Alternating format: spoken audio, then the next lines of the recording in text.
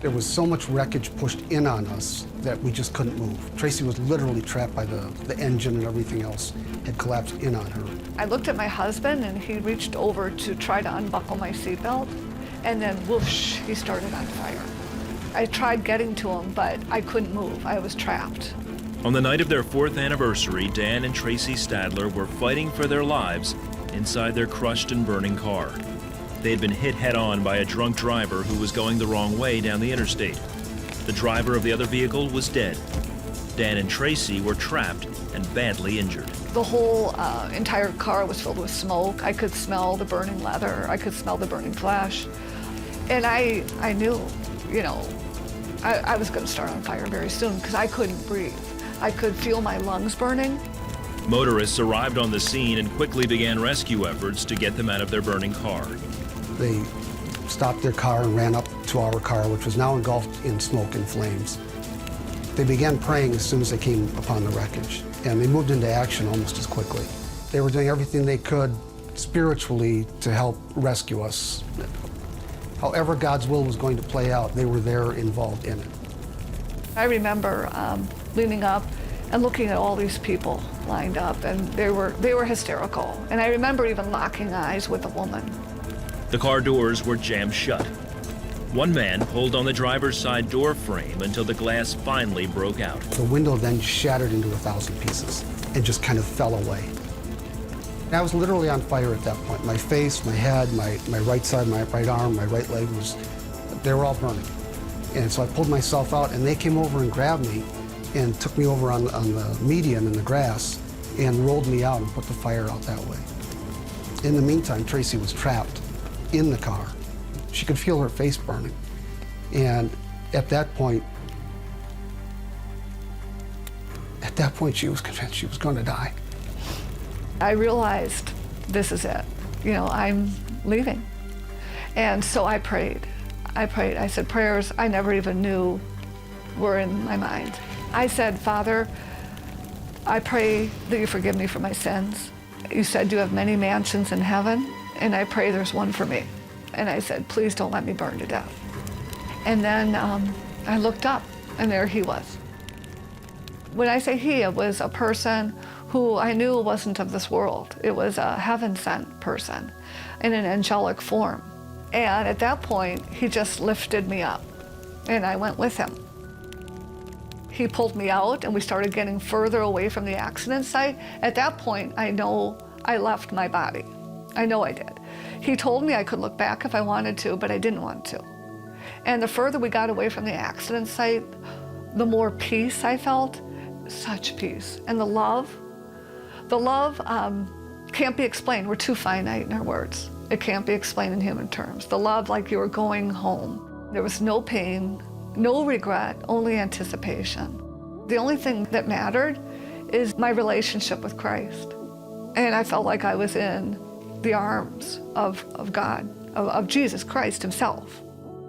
Tracey says as they ascended into heaven, she saw her grandmother who died when Tracey was a little girl. And I was so thrilled to see her, and she was so thrilled to see me. She knew me, and I knew her right away. And I started to go towards her, and I stopped. And I said, Megan. And that's our oldest daughter, who was 9 months old at the time. And I said, I have to go back. I mean, I knew I was going to see the face of God.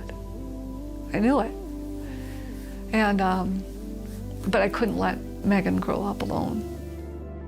And we started going down. And this was just the opposite of going up. It was hard, it was cold, it was fast, and it was painful coming back. She says her spirit returned to her broken and burned body. At the same time, rescuers saw a man walk out of the woods and up to the car. And they saw him come closer and closer to the car, and he appeared to have a glow about him. And at the same time, there was another man who was behind all of this going on. He was praying fervently for our rescue and our recovery. And he said, just as the angel came upon the scene, he was buckled to his knees because he felt the healing power of Jesus Christ so intensely that it just overpowered and overwhelmed him. One of the rescuers, that's when he was able to free Tracey. And that's when he said, She was just as light as a feather. She just essentially popped right out in his hands.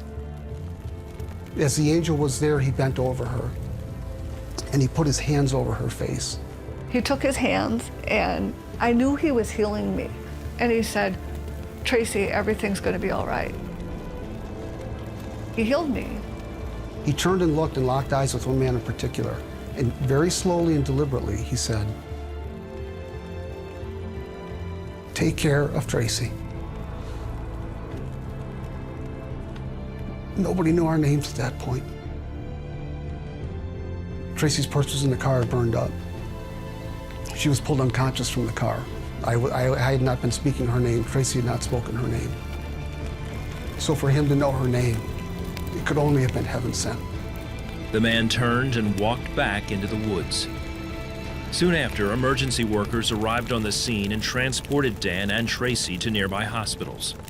The next several months were filled with pain and difficulties as they recovered from multiple fractures and Dan's severely burned body.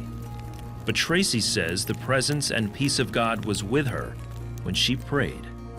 That sustained me. I could feel peace from head to my toe when I would pray to be filled with the Holy Spirit. It worked better than any pharmaceutical out there, and it really did. And the peace, again, I would be prayed to be filled with peace. In their book, Angels in the Fire, Dan and Tracey recount how God has used the crash to show his presence in their lives. They say they are thankful they've been given a second chance in life, even in difficult times. I just recognize the fact that God is with me every day, through everything, the littlest decisions. You know, he's there. God was there for us. Jesus Christ was there for us. He gave us, he gave Tracey in particular a healing. He's used what happened to us for many other things. We do have a lot of joy in our lives. Not always happiness, not always thrilled at some of the challenges we faced, but the joy of Christ is always with us. I don't know why I was saved, but he, for some reason, thought I was worth saving. I'm very thankful for that. I really am.